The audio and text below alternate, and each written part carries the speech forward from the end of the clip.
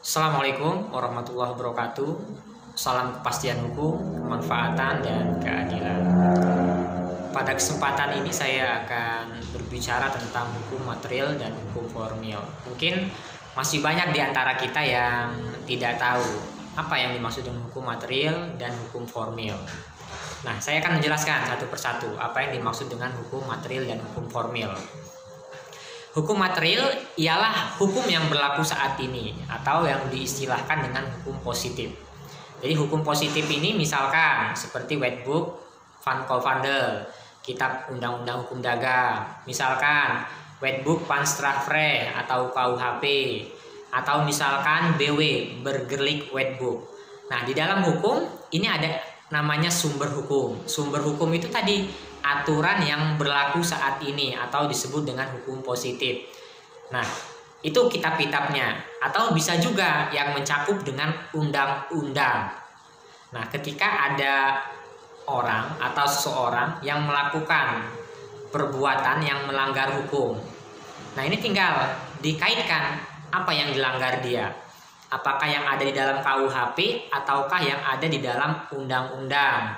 Misalkan contohnya, hukum material ini sifatnya perintah dan larangan. Ketika ada seorang melakukan pencurian, ya, ketika ada seorang melakukan pembunuhan, ketika seorang melakukan penipuan, ketika seorang melakukan pencurian dan kekerasan.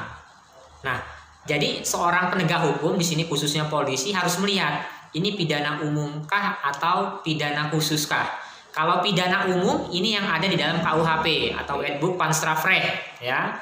Tapi tadi ada namanya pidana khusus. Pidana khusus ini yang diundang-undangkan, misalkan KDRT, misalkan ITE, misalkan Undang-Undang Pornografi, Tipikor, TPPU. Nah, yang berkaitan dengan undang-undang, ya, ini disebut dengan pidana khusus. Ada istilahnya namanya lex specialis, derogat lex generalis. Nah, itu yang disebut dengan hukum material. Apakah yang ada di pidana umum, apakah yang ada di pidana khusus. Tinggal melihat seorang ini. Misalkan ada orang melakukan pembunuhan atau menghilangkan nyawa orang lain. Di dalam KUHP diatur, di dalam pidana khusus diatur. Misalkan di dalam rumah tangga, suami membunuh istri atau istri membunuh suami. Di KUHP diatur tentang menghilangkan nyawa orang lain. Di pidana khusus diatur tentang KDRT, menghilangkan nyawa orang lain. Nah, jadi pendekatannya yang dipergunakan ialah lex spesialis. Jadi undang-undang KDRT yang didahulukan, lex spesialis. Lex spesialis derogat lex generalis, yang khusus menyampingkan yang umum. Nah, ini tadi, ini harus hati-hati penegak hukum, khususnya kepolisian melihatnya. Apakah yang dipergunakan pidana umum, apakah yang dipergunakan pidana khusus. Nah, itu yang disebut dengan hukum material atau hukum yang berlaku saat ini atau hukum positif tentang masalah perintah atau larangan. Terus ada juga yang disebut dengan hukum formil. Hukum formil ini tentang bagaimana tata beracaranya ketika ada masalah pidana, ketika ada masalah perdata, ketika ada masalah di pengadilan negeri, pengadilan agama, pengadilan tata usaha negara, pengadilan militer, sampai ke Mahkamah Konstitusi. Nah, ini ada tata beracaranya seperti itu. Nah, itu yang disebut dengan hukum formil.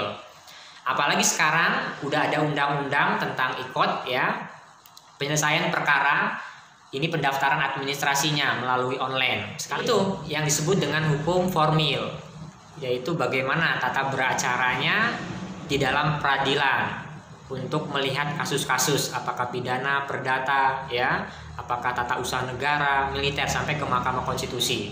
Jadi ada kitabnya sendiri, ada aturannya sendiri tentang hukum formil ini sendiri. Misalnya KUHP ada KUHAP-nya, Kitab Undang-Undang Hukum Acara Pidananya, seperti itu. Terus dan seterusnya. Nah, jadi seorang yuris atau mahasiswa hukum ataupun orang yang awam yang tidak mengerti hukum, ya, ini harus paham tentang hukum material, hukum formil, bagaimana tata beracaranya. Ketika misalkan ada penganiayaan, bagaimana melaporkannya. Nah, ketika ada peristiwa-peristiwa hukum, tindak pidana, apakah di situ yang meninggalkan bekas, misalkan penganiayaan, perkelahian, cepat-cepat visum et repertum, seperti itu. Visum, terus laporkan ke polisian, maka cepat akan ditindak seperti itu. Nah, itu di dalam hukum material, ya. Terus di hukum formil juga diatur bagaimana tata beracaranya, bagaimana perintah dan larangannya. Nah, ini mungkin yang bisa saya sampaikan tentang apa itu hukum material dan hukum formil. Semoga bermanfaat. Wassalamualaikum warahmatullahi wabarakatuh.